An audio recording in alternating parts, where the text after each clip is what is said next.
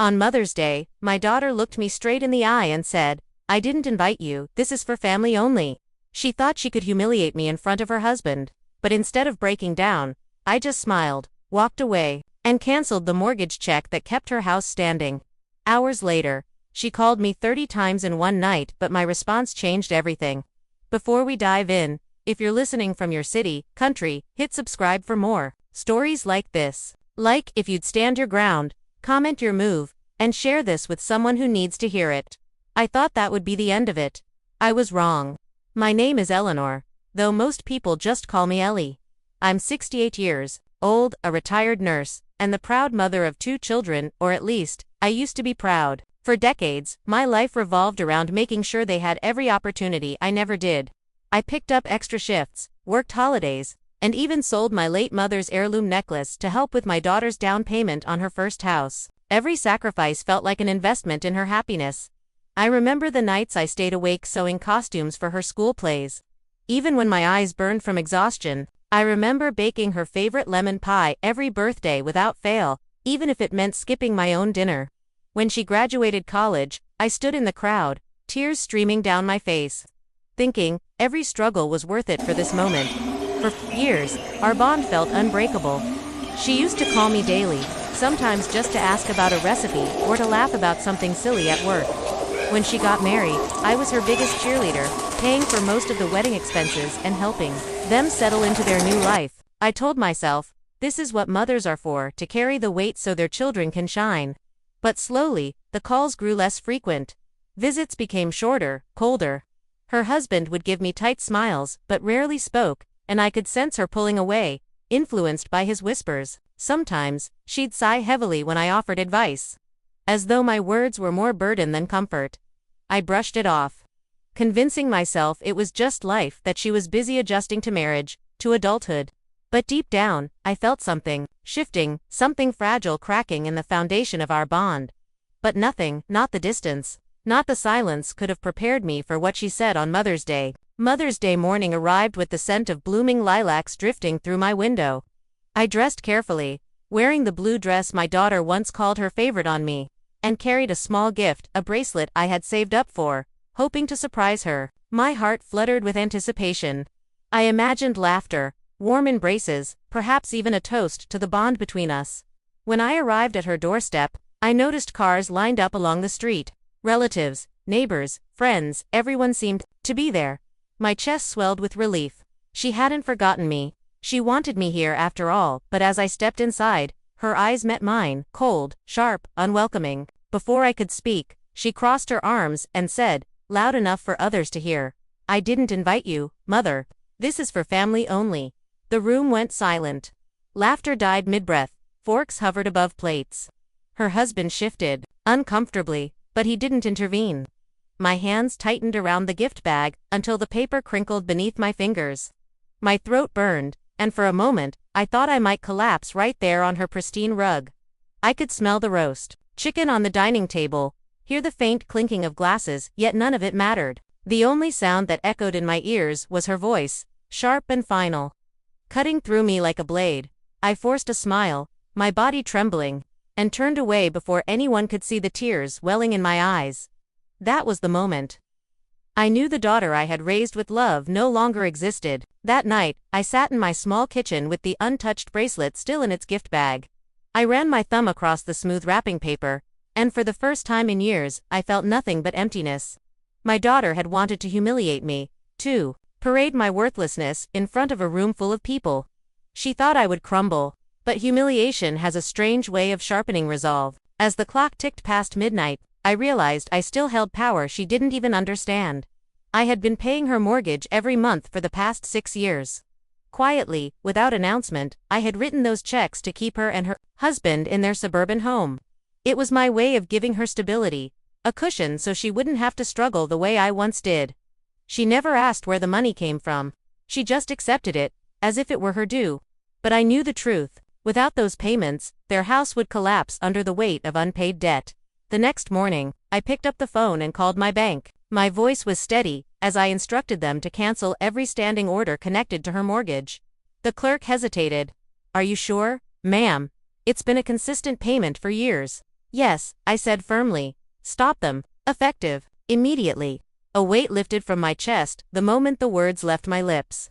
For the first time in a long while, I wasn't acting out of guilt or obligation. I was acting out of self-respect. But I didn't stop there. I drove downtown to meet with Mr. Grant, an old family lawyer who had guided me through the purchase of my own home years ago. When I told him what had happened, his brow furrowed in sympathy. "Eleanor," he said softly, "you've given them too much. It's time to protect yourself." Together, we updated my will, removing my daughter and her husband as beneficiaries. Every asset, every savings bond, every insurance policy stripped from their reach. At first, a pang of sadness threatened to break me. I thought of the years I had spent covering her tuition, buying her first car, paying for her wedding dress. But each memory only steeled my resolve. Those gifts were meant to build love and gratitude. Instead, they had bred entitlement. On my way home, I made another stop, the storage unit where I kept family heirlooms and documents. For months, I had left the keys with my daughter, thinking it practical since she lived closer. Now, I changed the locks. As I turned the new key in the door, I whispered to myself, "No more." Back at the nursing home, I confided in Nurse Sarah, a kind young woman who had always looked after me with genuine care. She listened with wide eyes as I recounted everything: the Mother's Day insult, the mortgage payments, the canceled checks. When I finished, she leaned closer and said, "Good for you. It's about time they realized you're not theirs to use." Her words struck me. For years, I had let my daughter's opinion dictate my worth. But hearing someone outside the family affirm my strength made me feel lighter, freer. Sarah became my quiet ally, helping me draft letters, organize documents, and keep my decisions private. Within a week, every thread my daughter thought she controlled was cut. No more mortgage checks. No inheritance to count on. No access to my possessions. She had stripped me of dignity in front of others. But I had stripped her of the false security she had built her life upon. And when the first overdue mortgage notice landed in her mailbox, I knew the phone calls would come, but I also knew my daughter was not going to let me go down without a fight. It didn't take long. 3 days after I canceled the mortgage checks, my phone began buzzing like a trapped bee. 30 missed calls in a single night, each one from my daughter. At first, I ignored them, staring at the screen as it lit up in the dark of my bedroom. I had given her silence on Mother's Day, and now I was giving her silence again. But silence can scream louder than words, and she couldn't bear it. The next morning, she finally left a voicemail. Her voice was sugary, almost trembling with forced sweetness. "Mom, I think there's been a misunderstanding. Maybe the bank made a mistake. Could you check, please? This isn't like you." I almost laughed. She wanted me to believe it was a mistake, that my steady payments had suddenly vanished by accident. But I let the message sit unanswered. The same way she had let me sit unwanted at her own celebration. By the end of the week, the tone of her calls shifted. The sweetness vanished, replaced by sharp edges. "How could you do this? Do you know what position you've put me in? We have bills. We have responsibilities. A good mother wouldn't abandon her daughter like this. A good mother."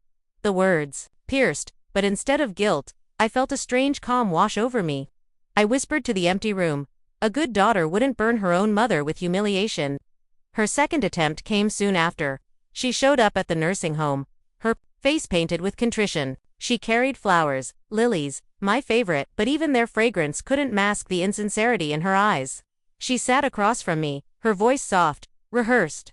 "Mom, I was under stress that day. I didn't mean what I said. Please, can't we just forget it happened?" I studied her carefully. For a moment, I wanted to believe her, to accept the apology and patch the holes in our relationship, but then I remembered the smug smile on her face, the way she relished announcing my exclusion. Apologies are only worth the truth behind them, and hers was hollow. "I don't think forgetting is the solution," I told her quietly. Her smile faltered, her eyes flashing with irritation before she forced another mask of sorrow. She left the flowers, but I tossed them into the bin as soon as she walked out the door. "I don't think forgetting is the solution," I told her quietly. Her smile faltered, her eyes flashing with irritation before she forced another mask of sorrow. She left the flowers, but I tossed them into the bin as soon as she walked out. The door. The third push came harder, louder, more public.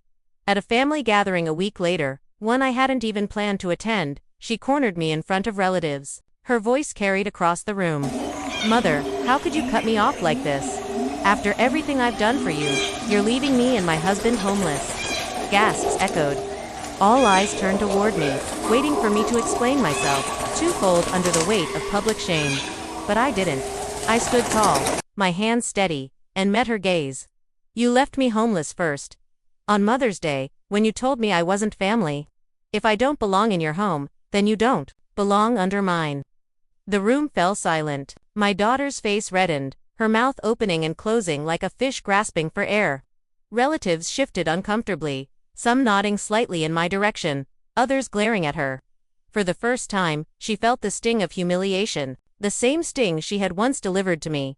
From that moment, the war was no longer hidden. She stopped pretending, stopped calling with sweet words. Her next moves would be desperate, ruthless. And I knew it wouldn't end without a final, brutal confrontation. And then, she made the mistake that sealed her fate. It was a gray Thursday afternoon when the final confrontation came. Rain hammered the windows of Harold's law office, where I sat with him reviewing documents. My daughter burst through the door, her hair damp, mascara streaked from the storm outside. She didn't bother with pleasantries. She slammed her hands on the polished oak desk, her voice trembling with fury. How could you do this to me, Mother? She screamed. You've ruined my life. You've made me look like a fool in front of everyone. You're my mother. You're supposed to support me, not destroy me. Harold shifted uncomfortably, but I raised a hand to stop him. This was between her and me. Slowly, I stood, my frail body steadied by the fire in my chest. I looked her in the eyes. Those same eyes I had once gazed into when she was a newborn, and said, You destroyed yourself the day you decided to humiliate me in front of strangers. I gave you everything, and you treated me like nothing. She let out a bitter laugh. Oh please. You think canceling a few checks will break me? You've always tried to control me with money. Well, not anymore. Her words stung, but instead of shrinking back, I leaned closer. Control? No, sweetheart. I was lifting you when you couldn't stand on your own. But you mistook generosity for weakness. You mistook love for chains. Her voice cracked as she spat out her final defense. You'll regret this. I'll make sure everyone knows what a cruel, heartless woman you are. I'll tell them you abandoned your own daughter. And that was when I delivered the line I had been holding inside for weeks. My voice was calm, almost gentle. Go ahead, tell them, but don't forget to add the part where you told your own mother she wasn't family, because the truth, darling, has a way of exposing itself. She faltered, her mouth tightening, tears welling in her eyes. The fight drained out of her in that instant, her shoulders slumping under the weight of her own shame. For the first time, she looked small, fragile, like the child I once held, but lost long ago to pride and arrogance. I reached into my bag, pulled out the mortgage contract, and placed it on Harold's desk. With steady hands, I tore it straight down the middle, the sound of ripping paper echoing like thunder in the silent room. It's over, I said simply. You no longer live under the roof I built. Her sobs filled the room as she stumbled backward, clutching her purse like it was her last lifeline. She looked at me one last time, her lips trembling as though she wanted to beg, to take it all back. But the words never came. She turned and stormed out, the door slamming behind her. The rain outside had stopped. Sunlight broke through the clouds, streaming into the office. For the first time in years, I felt something I had long been denied: freedom. My daughter had tried to bury me under humiliation, but I had risen above it. And now, she was the one left standing in the ruins. For the first time in years, I felt completely free, but I also knew the story wasn't quite finished. It has been 6 months since that stormy day in Harold's office, and the pieces of my life have settled into a new, unexpected order. I no longer wake up with dread or carry the heaviness of constant betrayal in my chest. Instead, my mornings are filled with the quiet hum of birds outside my window, the aroma of fresh coffee, and the knowledge that peace, not chaos, surrounds me. I moved out of the nursing home shortly after, settling into a modest apartment on the edge of town. It isn't grand, but it's mine, and every corner holds a sense of freedom. I furnished it with things that bring me joy: family photos of my parents, the quilt my grandmother stitched by hand, and shelves stacked with the novels I'd never had time to read. For the first time in decades, my space feels like my sanctuary. Lily, the young nurse who stood by me during my hardest days, has become more like family than my own blood. She visits often, bringing flowers from the market and laughter that fills my home. Together we bake pies, share tea, and talk about dreams, hers of starting a family, mine of traveling one last time to see the ocean. Her loyalty reminds me that true family isn't defined by bloodlines, but by love and respect. And what of my daughter? Life hasn't been kind since the mortgage payments stopped. The bank foreclosed on her home within months. She and her husband were forced into a small rental, a far cry from the suburban dream they had once boasted about. Friends distanced themselves, whispers of her treatment, toward me circling through the community. The humiliation she had once tried to heap on me returned to her tenfold. I heard she tried to rekindle relationships with relatives, painting herself as the victim, but the truth has a stubborn way of surfacing. People knew. They remembered that Mother's Day, and no matter how many excuses she gave, they couldn't unsee the way she had treated her own mother. She called me once, months later. Her voice was raw, her pride cracked. "Mom, I made a mistake. I didn't mean it. Can we fix this?" I listened. My heart ached, as it always does when it comes to her, but I didn't give in. "I hope you find peace," I said softly, "but forgiveness doesn't mean forgetting. You'll have to live with the choices you made." She cried quietly, then hung up. I haven't heard from her since. Do I regret cutting her off? No, because in losing her, I found myself again. I found strength and boundaries, in reclaiming the dignity I had sacrificed for years. I discovered that love without respect isn't love at all, it's servitude. Now, when I walk through town, neighbors smile warmly. Some stop to say, "Good for you, Eleanor. You did what many of us could never do." Their words remind me that standing your ground isn't cruelty, it's courage.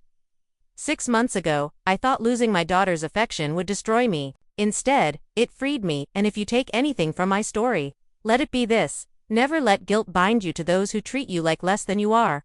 Protect your worth, demand respect, because sometimes the people closest to us will test our limits, and when they do, it's not weakness to push back, it's survival. When you stop paying for love, you finally learn who truly loves you. Asterisk, if you enjoyed this story, don't forget to subscribe, hit the like button, and share it with your friends. In the comments, tell me 2 things. What topic should my next story be?